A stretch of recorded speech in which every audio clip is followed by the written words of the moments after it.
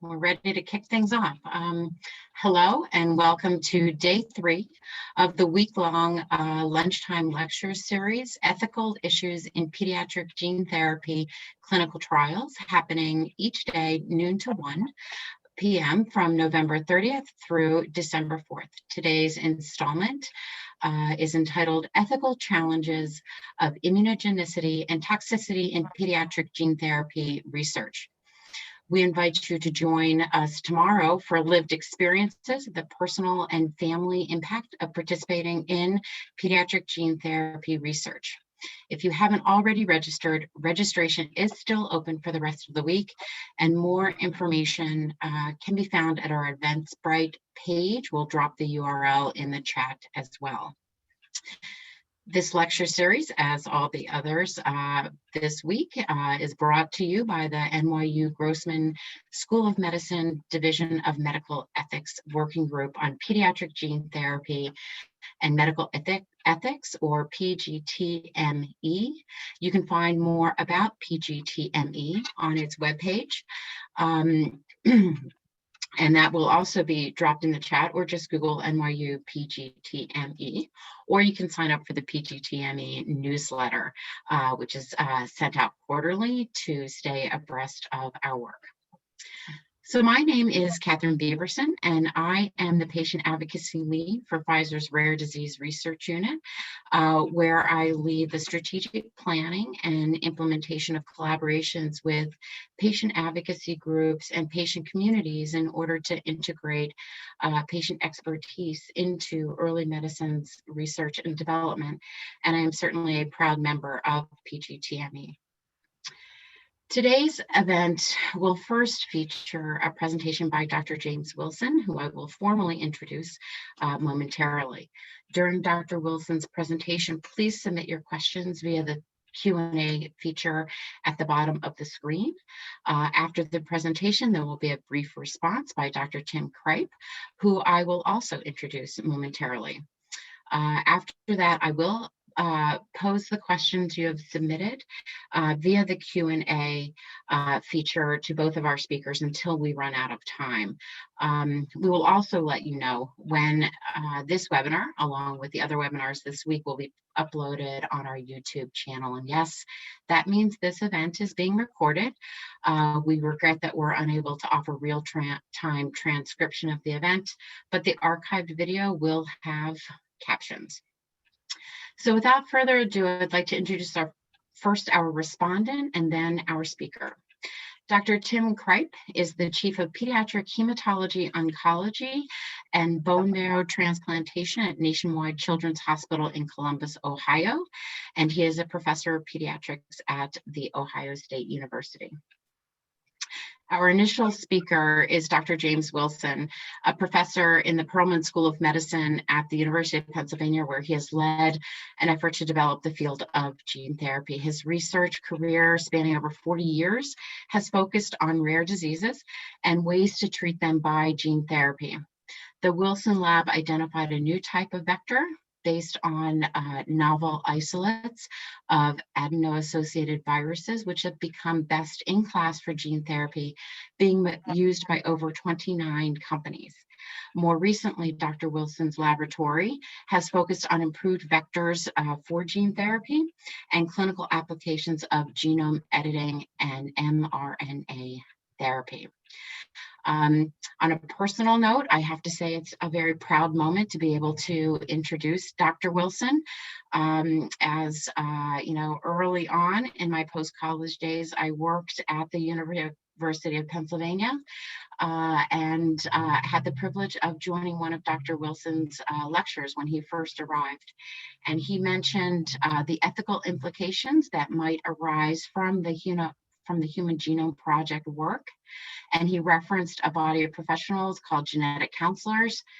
I From that moment on, I went to learn about this career path, and myself became a genetic counselor and been working in the field of rare diseases and genetics since. And so he's had a profound impact on my personal and professional journey, but also on the field of gene therapy. So it is my great honor to introduce him and thank him for being with us today.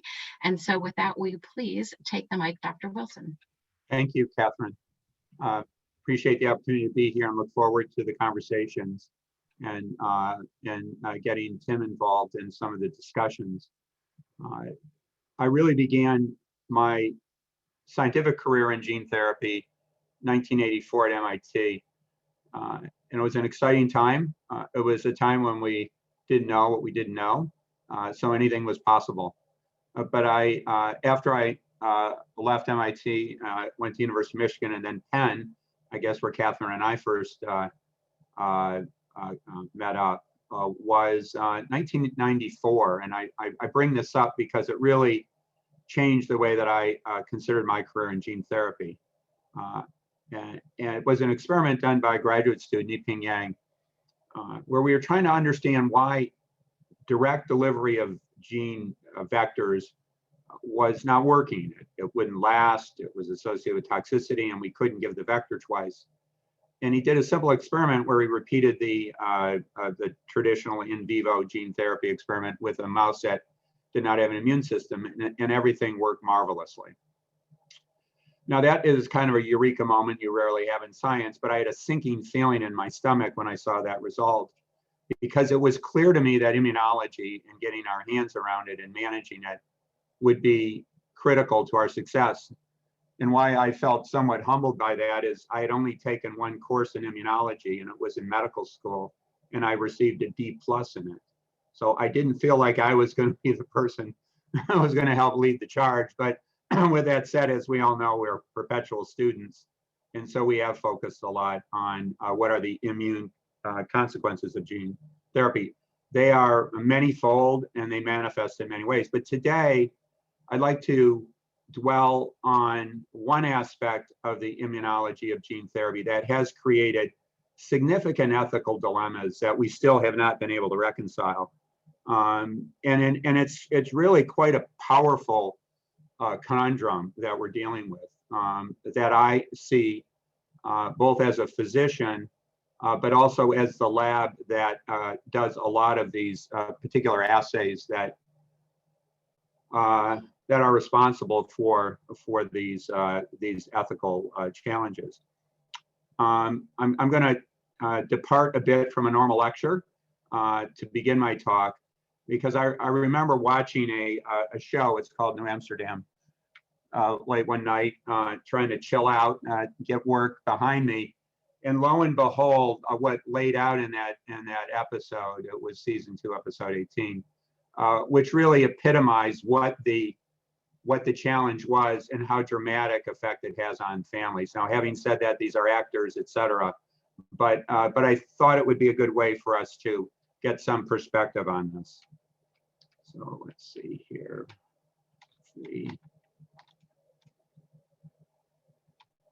So this is just a clip, a couple-minute clip of this episode where it was a young family who had just received the diagnosis of their young son for Duchenne's muscular dystrophy. And the physician, I don't know if anyone watches it, who is the medical director at a large public New York hospital, talks to the family about what their options are. And so let's see if we get this started. So here you go. So that's the dilemma that we're in. And I want to peel that apart, because virtually all patients and their families that are asked to participate in a gene therapy trial have questions about this. And what I want to do today is to try to drill down on what the science is, more importantly, not only what we know, but what we don't know, and have a discussion on how to traverse this really complicated scientific and ethical landscape that has been created here. So let's get to the deactivated cold virus. Well, it really isn't a cold virus, but it is a virus that we use in gene therapy. And And we use a virus because as kind of a Trojan horse, where we use the virus to deliver genes to cells. And we do that because viruses do that very efficiently. However, the viruses we use here are disabled, so they don't cause disease, but they deliver their payload, which is the normal gene. In the case of Duchenne's muscular dystrophy, it would be dystrophin, and then take up residence in those cells. The viruses that we use are called adeno-associated virus, or AAV. And there are a variety of those that are in clinical trials, and they're referred to as serotypes. And so if you are asked to participate in a trial or you look into the trial, the sponsor will be using one of these different forms, but they're all different variants of the same kind of virus. And they're described as AAV with a number, and each number designates a different delivery vehicle, which we call a vector. So what do we know about AAV vectors? Well, first of all, they are present in our bodies, that they circulate as viruses, but there's no known disease caused with the normal version of this virus. As I mentioned, there are different types. They're called serotypes. They're relatively efficient, and that's why they're so commonly used in gene therapy. And at low doses, they're relatively safe. So trying to put into perspective in this era that we're in, immunity to viruses. And while it's completely different, I thought it would be useful for us to reflect on another virus that we're dealing with right now, and that's the SARS-CoV-2 virus. Now, when you are exposed to this virus by being infected or been given a vaccine, what the vaccine or the virus will do will activate your B lymphocytes. Those are your immune cells, to generate antibodies against the virus. Now, for SARS-CoV-2, when you're infected and then recover, or you receive a vaccine, the outcome is the development of antibodies that actually can then be effective at preventing an exposure to the virus. So this is a good thing. Now, when you're delivered an AAV vector for gene therapy, it's also a virus. It doesn't cause disease, but it will also activate the B lymphocytes to generate antibodies that are directed against the vector. Unfortunately, when these antibodies are generated, they're not there to benefit us. In fact, what they do is they will diminish the effectiveness of a treatment. So why are antibodies a problem for gene therapy? Well, without antibodies present, in the absence of antibodies, a vector does its job. This is a vector with its genome, delivers the genome to a cell, and that cell then can be corrected, and you show some of the cells expressing the gene and some not. And our goal is to do this safely and efficiently. But if antibodies are present, and there are two ways in which this could occur. One would be if we had been exposed to an AAV virus from some natural infection unbeknownst to us that was similar to the vector, or if we asked to receive a second dose of gene therapy. Then the antibodies are present, and what they'll do is they'll coat the vector and actually prevent it from transferring its genes into cells, and there would be no effect. So as the actor had said, it will destroy the gene. It doesn't really destroy the gene, it just prevents the vector from delivering its payload. So what's really important here in clinical trials of gene therapy is an assessment of whether the research subject has antibodies against AAV, especially if this is their first treatment or a clinical trial, and the team needs to know whether antibodies are present that could potentially interfere with the effectiveness of that. I'm going to get into some technical detail, But as consumers of gene therapy, I think it's important for you to understand this so that you can talk to the sponsors when considering gene therapy studies. The first approach is called a neutralizing antibody assay, which measures in culture the presence of antibodies that could affect the efficacy of a vector. Here's an example of a serum sample where there were very few antibodies, and a serum sample where there were a lot. So you mix the vector in the laboratory with the serum, as shown here, and then you ask the question: can these vectors now transfer their genes into cells in culture? And if they can, then their gene would express proteins that you can detect, as shown here as green. And if antibodies are present, it will interfere with this, and we will see under the microscope no gene transfer and no expression. So the assay results that you would receive would be described as follows. So the way we measure the amount of antibody that may be present in one serum is the highest dilution that we can make that would prevent the vector from correcting the cell. So really, the lower the number, the lower the concentration of neutralizing antibodies. And it is described as two numbers. There's a 1, a colon, and then a number. And it's the second number that determines how much antibody is present. The higher the number, the more the antibody. So in general, for AAV, low quantities of antibodies are somewhere between 1 to 5 and 1 to 20. The lower limit of sensitivity is generally around 1 to 5. But if there are higher levels of antibodies, then the titer that we call it would be greater and greater than 1 to 20. These are the results that you would receive, and these are the results that would determine whether the individual, you or your loved one, would be eligible for a gene therapy trial. Now, there's another measurement that is also used, and it's a binding assay. And it's under development and has some virtues because it's a lot simpler and ultimately maybe more scalable. This does not measure the ability of the antibody to prevent the vector from working.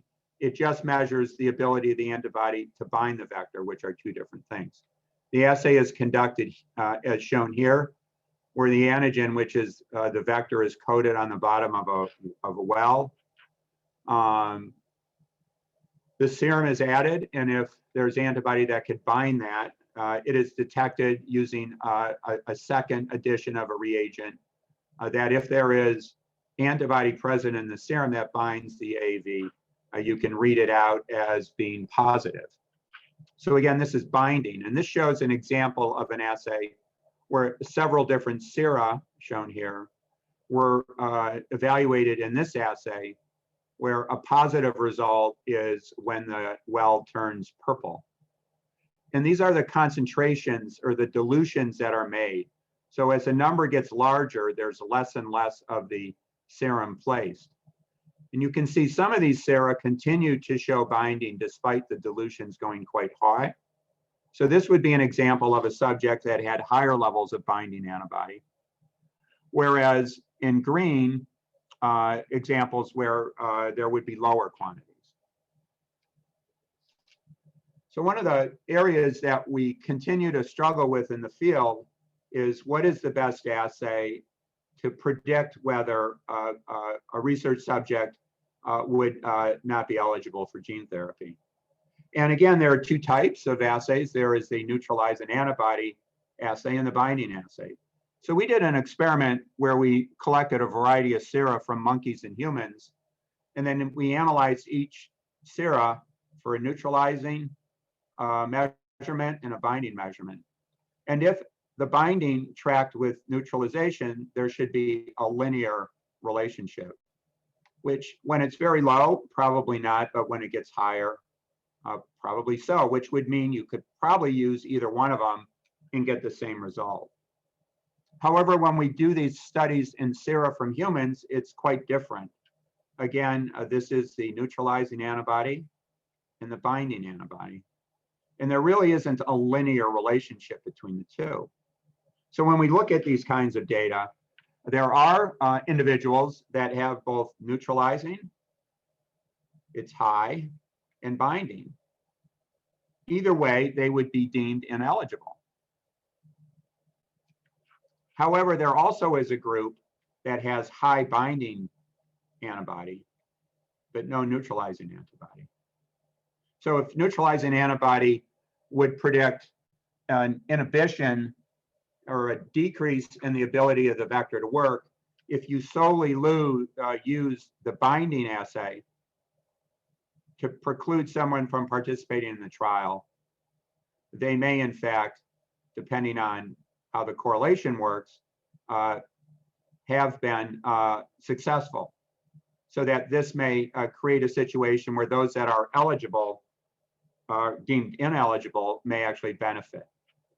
I mean, the point I bring up here is the state of the art in the assays that we perform and their predictive value for whether someone would benefit in a clinical trial is still early in its development.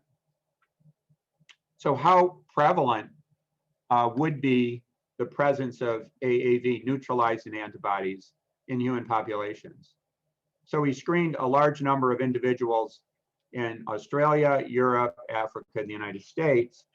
And we asked the question, how many of them have detectable neutralizing antibody just due to natural infections prior to being considered for gene therapy? And we evaluated a number of different AAVs that are used in clinical trials here. And this shows the percent of all those that were evaluated that show neutralizing activity at a level, I think, of 1 to 20. And it is pretty consistent across the different types of vectors.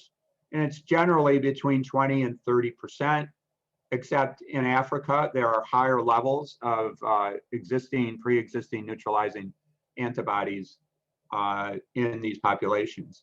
So this would suggest if this assay was used at this cutoff in the United States, that depending on the vector, between 10% or 15% and 30% of research subjects would be ineligible for the clinical trial. The other question that I was interested in is, when do you acquire your AAV infections, and when does your immune system convert to one that has pre-existing antibodies? Does this occur later in life? Does it occur early? So what we did here is a cross-sectional analysis of thousands of blood samples from children from birth through 18 years of age. And we've measured the prevalence of neutralizing antibody as a percent of all samples. At birth, remember, we predicted somewhere in humans 15 to 30% positive. Well, all newborns have the same antibodies that their mothers have because of passive transfer. But then this slowly decays over the first 6 months because the maternal antibodies turn over, and we actually reach a nadir somewhere around 6 to 12 months where virtually everyone we test is antibody negative. This would be a very opportunistic time to consider gene therapy, if appropriate.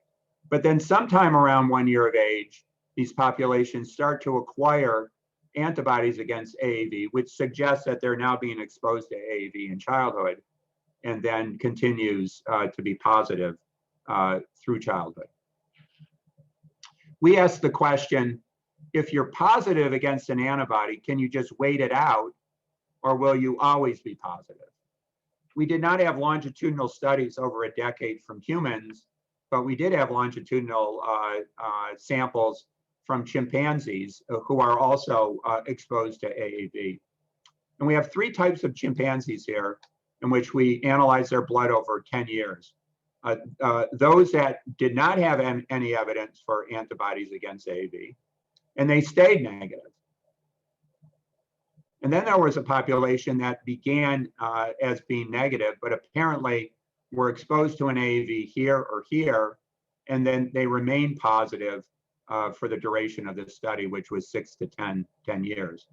And then there were a few animals that were positive coming into the study, and they remain positive. So in other words, when your antibodies are present and high, unfortunately, they don't go away.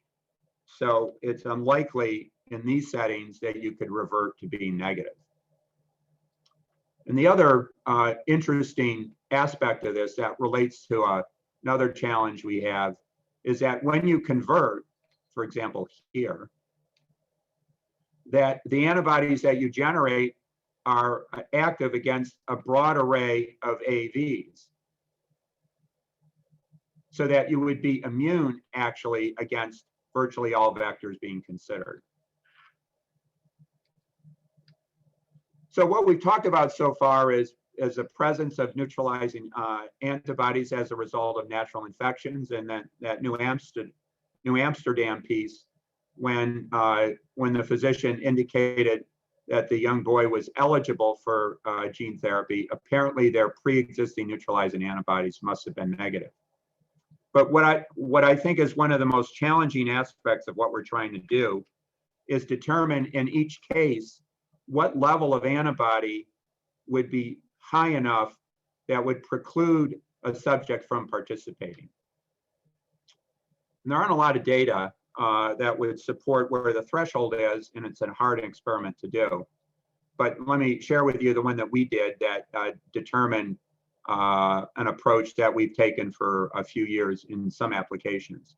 We basically screen monkeys, a large quantity, a number of monkeys, for the presence of neutralizing antibodies against AAV. And monkeys, like humans, are exposed to AAVs that look very similar to one another. There were some that were very low, 1 to 5, up to 1 to 80.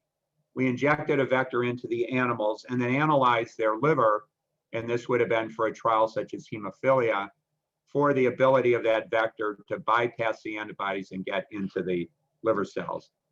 And these are the results. And there probably were about 30 animals. There were a collection of animals that had very low antibody, moderate antibody, and then higher antibody. And what we're looking for is a relationship between the presence of antibody and gene transfer, successful gene transfer that's a proxy for efficacy. So when the antibody is low, the gene transfer is shown here by this green staining of cells is quite high. That's good. At 1 to 10, which is only modestly higher, it's still present, a bit lower. But when you move to 1 to 20, it's completely gone, which would suggest that for a liver gene therapy application like this, a pre-existing titer of 1 to 20 would really indicate no chance for success in that trial. We've done a fair amount of work characterizing now the immune response that occurs in clinical trials of gene therapy to really sort of address the question brought up in that New Amsterdam piece. If you receive a vector initially, could you receive that product later? Is it really a one-shot? And this is a little complicated, but just let me walk you through this. These are 4 research subjects. This is published, where they received an AAV1 vector that expresses a protein called alpha-1 antitrypsin deficiency. And we measured the presence of antibodies before and then after 2 years. And you can see there's an enormous jump in antibodies in all the subjects, much greater than our threshold of 1 to 20. But then would this preclude the delivery of a vector of a different type? But basically all of them generate some level of immunity against all the vectors. So in fact, the assertion made in that piece would be consistent with the actual data. So that going into trials, my view is families and research subjects need to be advised that this may be the one shot they have. So just to summarize with maybe a little good news, sort of, is that this problem of antibodies is not present for all gene therapy trials. It really is only relevant for when you inject a vector into the vein to target the muscle, the heart, or the liver. But when you directly inject a vector into other compartments, the eye, the brain, pre-existing immunity is irrelevant and it's not even considered an eligibility. So let me just summarize about the facts and then some questions. What do we know? Well, we don't know a lot, but we are learning more that up to 30% of humans have these antibodies from natural infections. They start to form less than 1 year of age and they last for at least 10 years. That neutralizing antibodies are more predictive of diminished gene therapy than binding. That these antibodies impact on gene therapy only when injected IV. And unfortunately, the thresholds of interfering antibodies that are measured in the lab are poorly defined in terms of correlating with decreased efficacy, and they will be influenced by the vector used, the target organ, and the dose. For gene therapy, IV AAV generates antibodies that prevents a second treatment, as suggested in that New Amsterdam piece. And the NAB response is broad and possibly interferes with an AAV serotype. So I will just end with some Q&A, anticipating what some of the questions may be, and I'm sure be happy to talk about this more. Question I get is, if you are not eligible for one trial, are you not eligible for all trials? And the answer is not necessarily. And the reason is the antibody assays differ between labs. They use different criteria for excluding patients. And the other is that the criteria that is often put forward assures that none of the participants would antibodies interfere with their treatment. But when you take a conservative approach, some of those that are precluded from participating could benefit. Will my AAV antibodies eventually go away? I think if the titers are low, possibly. If the titers are high, probably not. Are we able to overcome the problem of pre-existing antibodies? And I think not now, we aren't, but I think there are approaches that within 2 to 3 years, I think we can solve this problem. Another one that I've been asked from families that have multiple children affected by a disease, can the AAV vector given from one person, is it contagious and can it be transferred to others? And this would be problematic because with that, the presence of antibodies may also be transferred. And I really believe there's very low risk for this. Apparently, there are individuals that are offering AAV antibody measurements outside of a trial. And the question I ask is, should my child be screened? And I would say absolutely not, only in the context of a trial and the assay that they used. Can you receive a second dose of AAV? And as I indicated before, not presently. So with that, I hope I covered most of the science for what we know around this one conundrum that obviously has very important ethical challenges associated with it. And I'll pass it back to Katherine and Tim.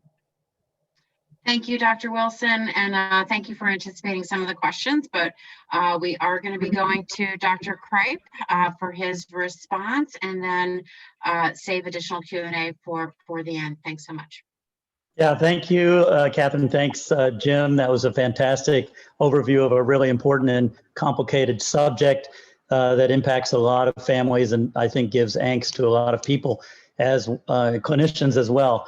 I think I just wanted to emphasize a few points and bring up a few other issues, and then we'll get to Q&A without too much further ado. One point, you brought up the COVID vaccine, and I know there's been some questions that have been raised about the relationship of if you get the vaccine for one disease like COVID, what happens to your titers, say, for a gene therapy trial. And I just want to emphasize there's no indication and no reason to suspect that getting a vaccine like a COVID vaccine will affect your AAV titers. Completely different viruses, completely different immune response in terms of the specificity of the antibodies. And so that shouldn't be a concern. Certainly, the pre-existing AAV is antibodies is really interesting that we're all, many of us are exposed over our lifetime, and it's a subclinical infection. We don't know it happens. We get antibodies to it, and the only way to figure that out is to detect them in the bloodstream like you've described. One of the interesting points you brought up is really that you can have some antibodies, and you might even have those that are non-neutralizing. and yet still be able to have gene transfer. And one of the questions I think that is still out there is really, you showed nicely that the different levels above 120 really inhibit in the particular primate study you did, but there is other literature out there suggesting there are different titers, and maybe we can have a conversation in a second about, is it just being different assays that people are using? But for example, there's a hemophilia publication where they went back and looked by a different method and found that some of the patients that they gave the AAV vector to actually had detectable and even relatively high titers, 1 to 340 in that particular paper, and that yet they got decent gene transfer and decent therapeutic efficacy. So it may be that there's different parameters, different scenarios, or just different assays that are being used, and we have to be very careful about that.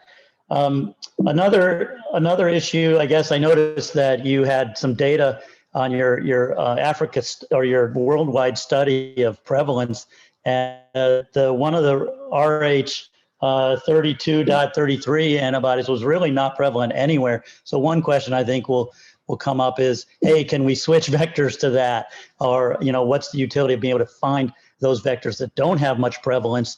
And why is there not that much prevalence? And do you think there might be concerns with using those kinds of vectors? Are they not as good or something? But that might be an interesting thing to look at, switching vector types, serotypes.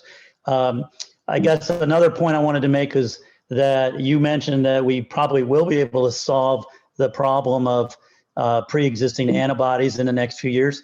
Certainly there are different ways that investigators are going about that, from trying to clear the antibodies out of the bloodstream temporarily before putting in the vector using something called plasmapheresis, to using IgG cleaving drugs, enzymes that you can give that will sort of break up the antibodies temporarily until the body generates them again. That I think has some promise. And then using some immunosuppression, certainly another way that's been looked at, or trying to deplete the B cells and get rid of the antibodies temporarily. Again, antibodies last for a while, and so they'd have to fade long enough. And so I think you're right that there are ways that are being tested to do that, and we can hold out some hope for that. The final thing would be either using other types of viruses, since there's many thousands of different types of viruses out there that don't share cross-reactivity like the AAVs do with each other, such as lentivirus or other virus, or non-virus delivery methods. So it may be that it's not just the one shot for life that the patient in the New Amsterdam clinic was reacting to. There may be other options in the future. And I would point out that the two front runners for the COVID vaccine right now, the Pfizer and Moderna's, are non-viral vector delivery. Now that's a local injection and so forth, and there may be other issues with that. But so I think I wanted to end my brief remarks with just hope and optimism that, and echo your optimism that this is something that's going to be solvable. It is going to take some time. There are lots of moving parts, different assays and so forth, different clinical scenarios. Transduction to the liver may be different from the muscle, and hopefully other vector engineering, tweaking the vector to sort of to mutate the most immunogenic peptides, for example. All of these kinds of things are being worked at to solve this problem. So I'm hoping people leave this seminar with some optimism about the challenges. So I think that's long enough for my remarks, and I think Katherine has the more difficult challenge of sorting through all the questions that have been popping in and moderating this discussion. So I'm going to turn it back to you, Katherine. No, I have to say, job well done, because both of you have anticipated several of the questions, and for that, I'm very grateful to you, Dr. Cripe, for your responses to Dr. Wilson's fantastic talk, and of course for both of you joining us today. It's been great. We're going to go to some of the Q&A, and like I said, Tim, thank you so much for anticipating one of the questions, which was, kind of what are the most promising approaches to solving the antibody problem. And you outlined a couple of approaches being explored. Dr. Wilson, did you have any additional thoughts on that? I think you need to unmute. Yeah, Tim described the two that I'm most optimistic about, purging the blood through a pheresis approach or giving a drug that can degrade your antibodies. I think that's going to be possible with respect to the pre-existing immunity, which the titers are about 1 to 40 to 1 to 80. If you could bring them down to 1 to 5, you're good to go. But when you get a vector, the titers go up to tens of thousands, and you'd actually have to prevent that from happening. So there are two problems, again, as we think about sort of stakeholders in the field: pre-existing immunity and being precluded from a trial, and to be able to get a vector twice. And those are probably two different solutions. I will say, Katherine, just before, to make sure I get a chance to say this, and I'm trying to be as open and transparent about where my concerns are from an ethical standpoint. And this is where I feel uncomfortable. And that is that as investigators, we develop these assays. I don't feel uncomfortable about that. That's what we should do. But at the end of the day, we've got to determine what is the threshold of antibody at which we would preclude an individual, a patient or a subject from participating. And the data to support that for any trial are not great. And it's somewhat of an arbitrary decision. And where we tend to go, I'm saying the tendency is to be conservative, to set a threshold to make sure that no one enters the trial that has antibodies that could interfere, leaving many not participating that could have benefited. And that is that's an area of science where it's really, it's not great, it's not strong, we got to do a better job. But that, I feel, is an ethical consideration. And to what extent should we alone be making that decision as scientists and physicians? And is that a decision that should involve others as well? Because it really has to do with the risk benefit to the patients. I don't have an answer to it, but I just want to put it out there that that's an area that we need to do a much better job, or we have to think more about. No, thank you. Thank you for that. I'm going to switch a little bit and go back to the clip that you showed, because there have been many comments on how fantastic that was as an introduction. And one of the things that it highlighted was, communicating very difficult concepts to families who are in crisis. So can you maybe share, Dr. Wilson, your thoughts? And then I'd also love to hear from you, Dr. Cripe, because I know you're often in this situation. Can you discuss your thoughts on the most non-technical ways to communicate the elements so critical to eligibility, redosing, and the difference between the assays that you described, particularly in the context of an informed consent process? Yeah, it's challenging, isn't it? I mean, immunology is complicated. I have CEOs of companies and say, tell me about the immune problems of gene therapy. I said, well, you're running a gene therapy study, so this is really tough. And I think it's challenging. I mean, what I try to do is try to connect with the individual in terms of what their level of understanding is, and just try to use analogies that I think would be relevant to what they're familiar with, whether they're engineering analogies or some practical analogy. But that is individual specific. So it would be like this or like that. And there isn't a generic approach, and that consent is not in a written document. It's the consent that one would need to engage in when you're working with individuals. Tim has a lot of experience in this as well, I'm sure. Would love to hear your thoughts, Tim, because we don't often have a professional writer standing beside us to give us the script. So right. No, the one thing that's important to remember is that the consent process is a process. It's not a one-time discussion or a lecture. And I think many people and many organizations are attempting to put in long-term education opportunities. For example, Program Project Muscular Dystrophy and all the webinars they hold and educate in annual meetings and things. So people that are thinking about this for their own sons or for other diseases, their own daughters, have opportunities to educate themselves along the way, in addition to discussions with their primary care physician or their subspecialist physicians. And so I think making sure that there's a lot of different ways of teaching, and this webinar is one of them, frankly, that people can absorb information and learn it over time. I agree with Jim. The immunology is very difficult. I tried to avoid it for many years whenever I took classes. I mean, it's a whole nother language and concepts. And the worst part about it, and maybe the best part, is it's ever changing because we're constantly learning more and more and more. And there's so many different arms, innate, adaptive, all kinds of different aspects of it that have to be considered. So just a recognition that it's very complicated, and boiling it down to some simple concepts can be very fruitful, I think, like Jim did today with neutralizing antibodies. And I think you raised a good point that, you know, the efforts that advocacy groups and the clinical care community can put forward to educate the community in advance is time well spent. Okay, so another question, I think, kind of focused on that wonderful slide, Dr. Wilson, that you showed about the prevalence of neutralizing antibodies.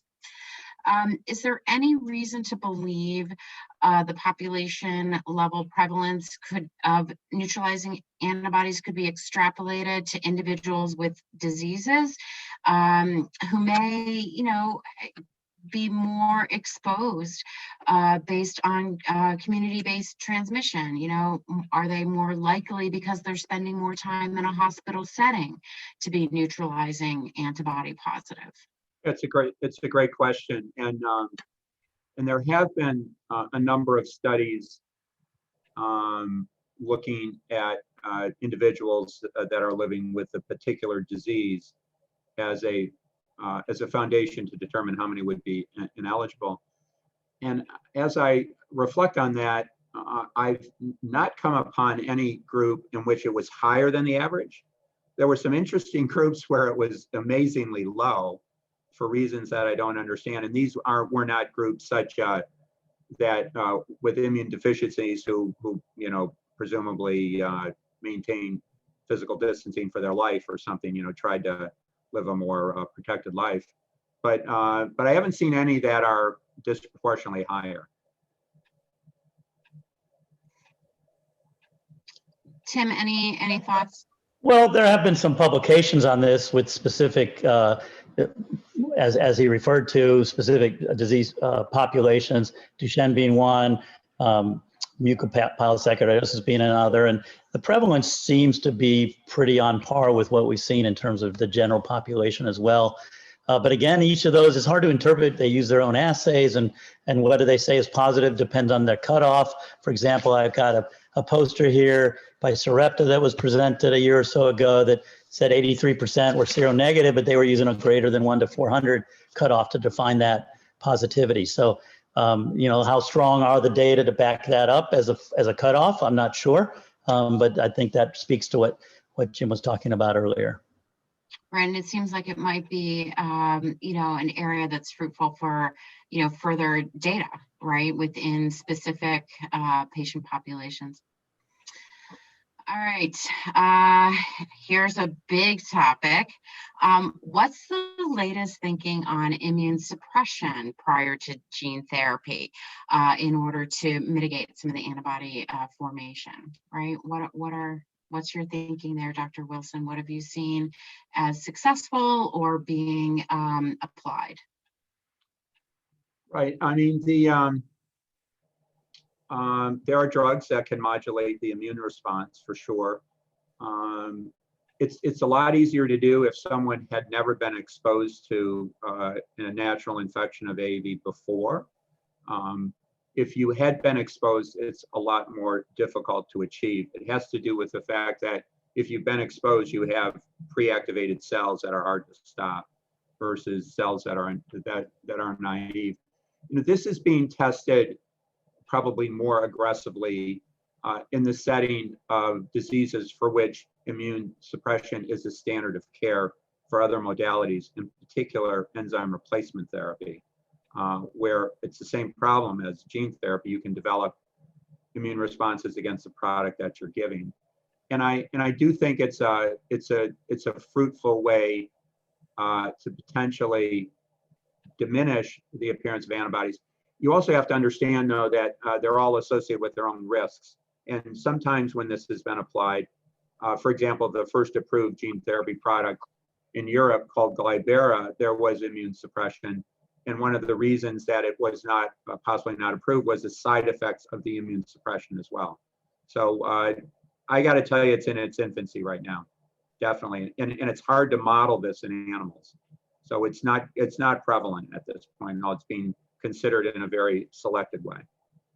And I'll add that the most effective immune suppression are likely to be the most likely to cause other more severe side effects, because immune suppression can range from a single dose of a steroid to, major chemotherapy and antibodies to deplete various immune components. The other thing I'll mention is pre-existing immunity isn't just antibodies. There's also T cells and other arms of the immune system that can be pre-activated against a vector. And so if that's also prevalent, you may get the gene in by suppressing the antibodies, but then there may be an immune response against the proteins of the virus that are in the tissues, actually destroying the cells that took up the gene. So there's more issues around this than just antibody. Finally, I'd add that this may be an issue for CRISPR gene editing as well, because that's a bacterial protein that's used, and there's some data that suggests we all have, because we have a microbiome and lots of bacteria in our system, that we all have pre-existing antibodies to those bacterial proteins that are used in CRISPR. So I think there's a lot of research that needs to be done to really sort all this out. Staying on this theme, Dr. Wilson, I think you referenced the animal models, preclinical models are such a challenge in this field. Could you just expand on that a little bit? Because I think it's probably something that is underappreciated in leading up to clinical research, the value of some of these animal models and the complexity of that translation between an animal model and a human clinical trial. Sure. I mean, it's a broad topic, but there are two types of animal models: an animal that has the similar disease of what the patients have, which are very limited, but they can be useful to determine whether the intervention is likely to work. They're usually mice. There are some natural diseases in dogs and cats in which, for example, in Duchenne's, there's a dog model that has been extraordinarily helpful in trying to determine whether their approach is going to work or not. But those are limited, and then we rely on mice, and mice aren't people, and so there are limitations to that. In terms of safety, we believe strongly that if there are questions of safety, that they're best vetted in the setting of non-human primates or monkeys.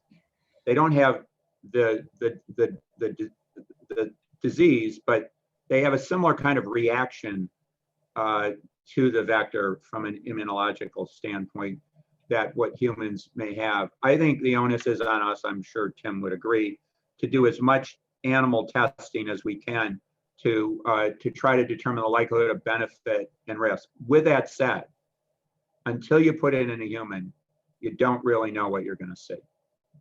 And until we develop a human experiment, and those that are parts of trials, first in human and some new approach, I think the investigators would have to admit that despite all of our work in animal studies, that the risks are largely unknown. Yeah, the problem is with biologics, when you're dealing with proteins, either protein therapeutics or viruses or any proteins that are interacting, there's species differences. So as opposed to small molecules where animal reactions and toxicity may be more predictable, and still not 100% by any means. But when it comes to biologics, the species differences, the differences in immune responses, the differences in whether tissue has a target or not, or how well it binds to it, is a big issue. So not very predictive. Thank you. I'm going to take going to read one more question to the both of you, and I think this draws on something that was brought up in the New Amsterdam clip, which was, this idea that having a gene therapy now may preclude you from having another gene therapy in the future, right? But what is I think there's a lot of interest in, clinical trials in the rare disease space by the audience. What's the risk of participation in other clinical trials that may be non-gene therapy trials if you've received a gene therapy? Right. Perhaps speculative, but worth commenting on. No, it's not. It's what's so great about where we are with rare diseases. There are no options for drugs and even clinical trials. And in some of those diseases, 5 years ago, there was nothing. I know in Angelman syndrome, like disease I work with, I met with a group of parents, and a mother pulled me aside and said, "What do I do? I could participate in this antisense oligonucleotide, this gene therapy." Now there are options, and it makes it more complicated. The problem of participating in another gene therapy trial has to do with the antibodies, and it's unique to that. So there are ways in which patients, subjects, or families, they can participate in different trials. It can't be at the same time. There has to be a period of washout after which then they can participate in another trial. And I haven't heard any discussion that participating in a gene therapy trial would prevent you from participating in a non-gene therapy trial. It wouldn't make any sense to me biologically. Thank you. Yeah, Tim, nothing to add to that. All right, so we're right at time, and again, I just really thanks to both of you for such wonderful presentations and for a great discussion referencing the questions that have been asked by the audience. I think it's time to end, and again, I just wanted to invite participants to join us tomorrow when we have the lived experiences, the personal and family impact of participating in pediatric gene therapy research. And that discussion will include John Crowley and Patrick Motion, as well as Moshe Cohn. So thank you for participating today, and enjoy the rest of the afternoon. Thank you.